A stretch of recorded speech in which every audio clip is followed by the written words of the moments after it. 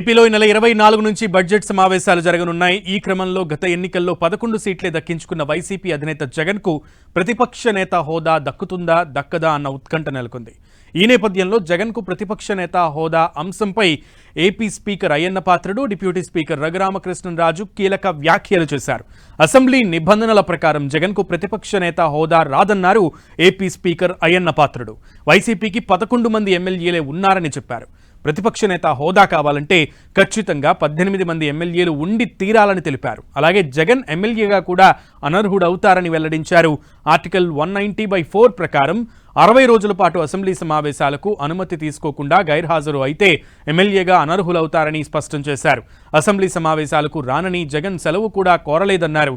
సహేతుక కారణాలతో leave letter ఇస్తే దాన్ని పరిగణలోకి తీసుకునే అవకాశం ఉందన్నారు. అలా చేయకపోతే 60 రోజుల్లో జగన్ అనర్హతకు గురవుతారని చెప్పారు. తమది గౌరవ సభ అన్నారు డిప్యూటీ స్పీకర్ రఘురామకృష్ణరాజు. గతంలో చంద్రబాబును వాళ్లు అగౌరవపరిచారని, టీడీపీ వాళ్లు తమను అలాగే చేస్తారనుకుంటే పొరపాటన్నారు. తాను డిప్యూటీ స్పీకర్గా బాధ్యతలు స్వీకరించినప్పటి నుంచి అసెంబ్లీకి రావాలని జగన్ని కోరినట్లు చెప్పారు. చంద్రబాబుకు ఎంత సమయం ఇస్తే అంత సమయం జగన్కు ఇవ్వాలంటే ఎలా సాధ్యమన్నారు. జగన్కు ప్రతిపక్ష హోదా కూడా లేదన్నారు. అసెంబ్లీ రూల్స్ ప్రకారమే తాము నడుచుకుంటున్నామని చెప్పారు రఘురామకృష్ణరాజు. రాజ్యాంగ ప్రకారంగా రూల్స్ ప్రకారంగా అసెంబ్లీ రూల్స్ ప్రకారంగా చూస్తే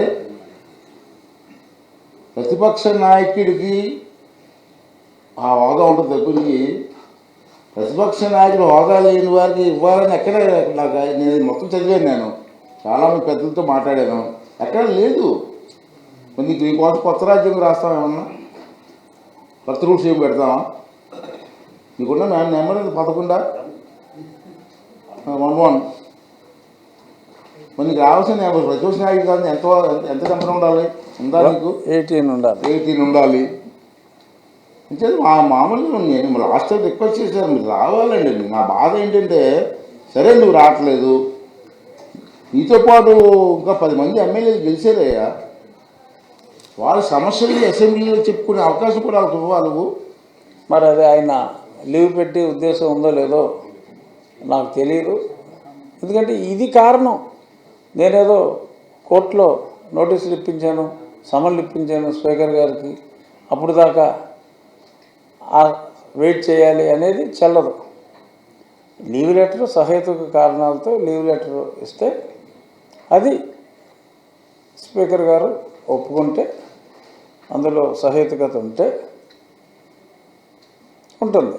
అదర్వైజ్ 60 రోజుల్లో 61వ రోజు సభ నడుస్తూ ఉంటే డెఫినెట్గా అది పెట్టాలి. చూద్దాం మరి.